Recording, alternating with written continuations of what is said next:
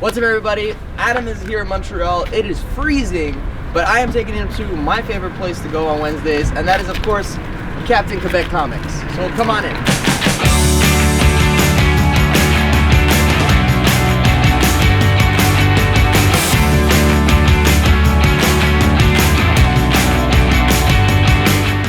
Where are we going, Eddie? We are going to my comic book store. I mean, I don't own it, but it's my comic book store regardless. Every comic book geek needs their comic book store.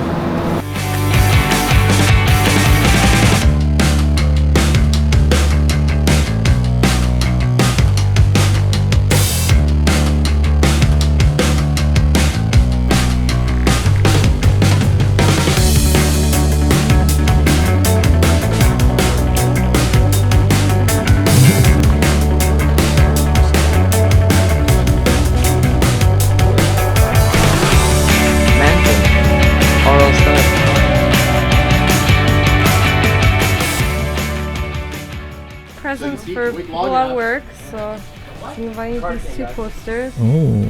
This is for me, Aqua. Aqua. Oh, from Kingdom Hearts. Alright guys, so we're here at Capitaine Quebec. It is my favorite comic book store, my go-to comic book store.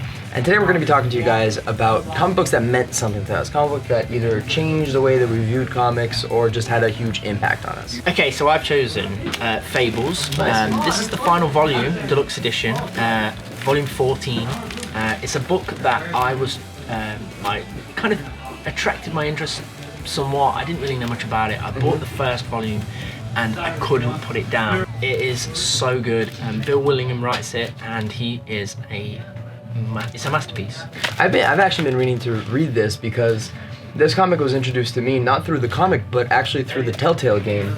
Oh, of course. Wolf Among Us. Yes, yes. So once I found out that I was actually in a comic book, I have been actually meaning to read this for about 3 years now. Yeah. So maybe today's the day that I pick it up. So the Telltale game actually is a prequel to the comics. It's a prequel to the comics. Yeah, Okay, so it doesn't cool. give too much away. It introduces you to some of the characters and some of the lesser known characters as well. But I actually read the comic and then played the game. Okay, so it had more value to you. Yeah, so definitely a shout out to anybody that hasn't played that. So a little bit about the book. Yeah, a little bit about the book, tell us. So it's basically a book about fables, believe it or not. So sort of like fairy tales and, you know, a lot of stories that we would have heard as kids. Right. Sort of a lot of mythology and things like that. And in this world, all fable characters are actually real, and they all live in this alternate sort of universe. However, that universe is destroyed and conquered by Geppetto. Get out, really? Yeah. And this isn't too much, I'm not giving too much away here. Okay, This is literally how the book is introduced right at the beginning. And so all of the fable characters that don't sort of fall to Geppetto end up moving to Earth. And then by using some magic... Geppetto, I'm sorry. Yeah. Sorry, okay, so by using magic... Seriously, he's such a lovely old man. Yeah. Well, he's not in this. So they all move to New York, and they literally take over an entire block or neighborhood in New York, and it's called Fabletown. And they use spells to cover it up, so anybody who enters doesn't see the three little pigs walking down the street. Right, but they do still have rules that you have to abide by. So, for example, I don't know about it in the book, but in the game at least, it's the same. There's a potion you take or something like that, and you have to pay for this and whatnot. So a lot of people have issues because they don't have the money to pay for it, and that becomes a thing. So it's really cool seeing these struggles applied in a weird way, at least in the game. So I'd imagine the comic book elaborates on that. Yeah, it does. It's an adult-themed book. So although it's about fairy tales and whatnot, you know, there's still a lot of violence, a lot of sexual stuff goes on, and I just love it. I just love what he did.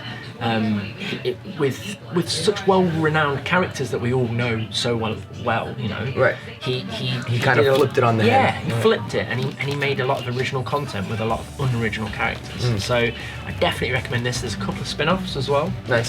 So that, you know, the main book ventures off. I think there's maybe 2 or 3 other series off the back of it, but it is now wrapped. So if you were looking for something to binge, this would be a great book to do so. Nice. I think there was 140 issues. There is, because I just read it. Wow. So yeah, you're probably not going to be able to get the single issues anymore. But Yeah.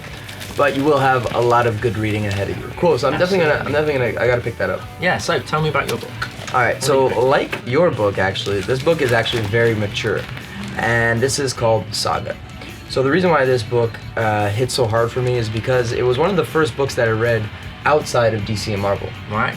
So it was really the introduction to a whole new world for me.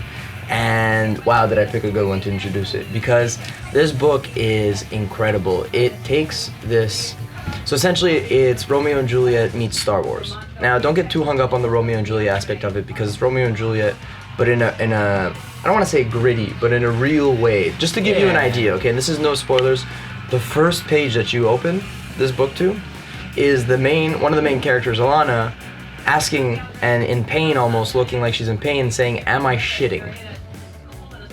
Just to give you an idea of what this book is like, right? And then it turns out she's actually giving birth to the baby that you see in the picture right here. So this is all about them trying to escape the fact that they should have never been together in the first place.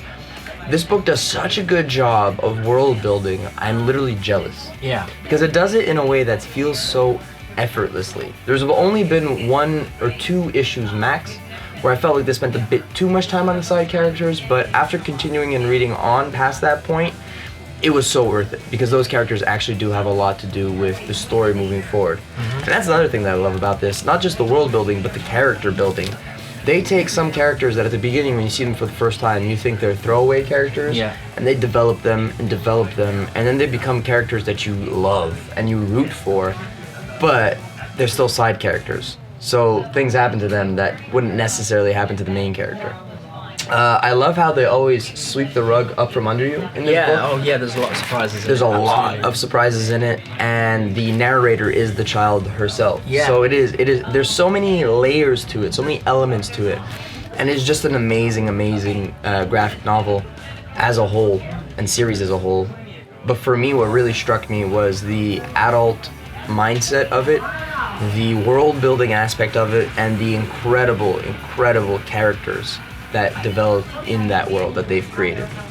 For me, because I've read this book as well, Yeah. I actually own 2 copies of issue 1. Really? Yeah, and you know, it's funny because we're in your comic book store.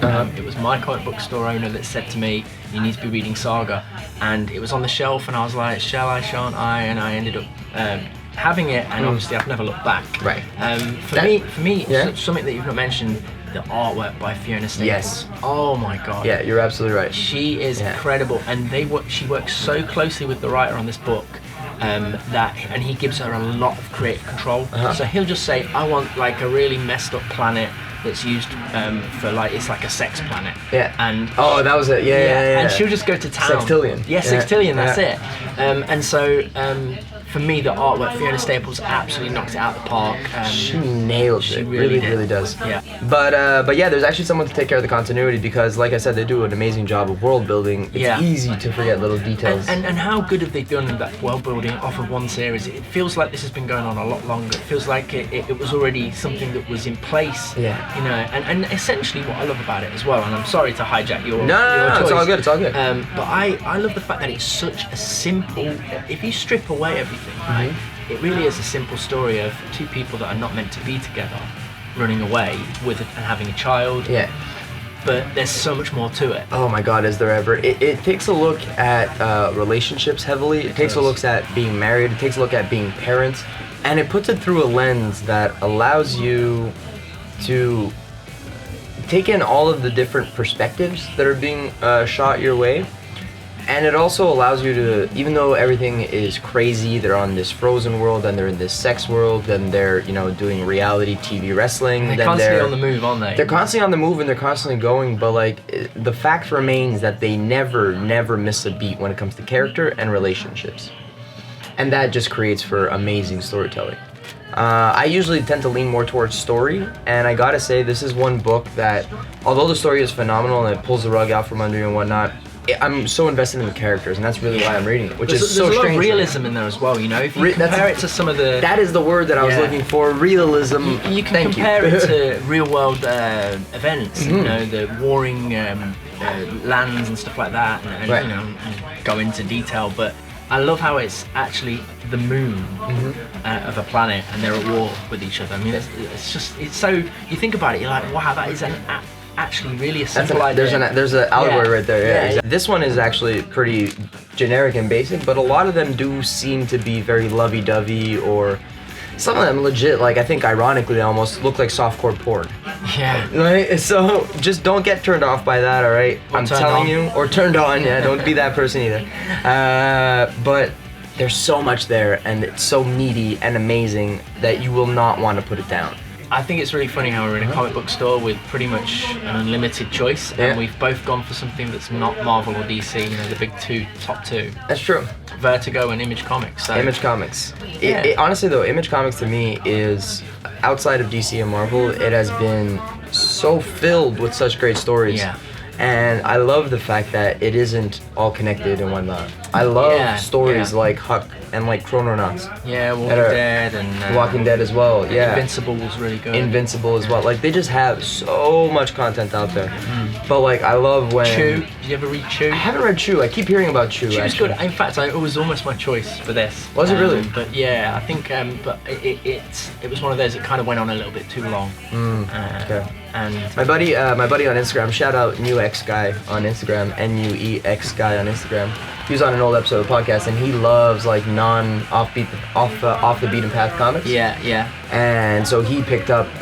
He was one who told me and pushes Chew. Yeah, I mean you can't get much more off the beaten path. Really? Than Chew. Yeah. Okay, I need to read this. It's about the guy that ingests stuff and then gets its memories. So he could eat an onion and he would see the life of the onion growing in the field, being picked by the farmer, being sliced or whatever.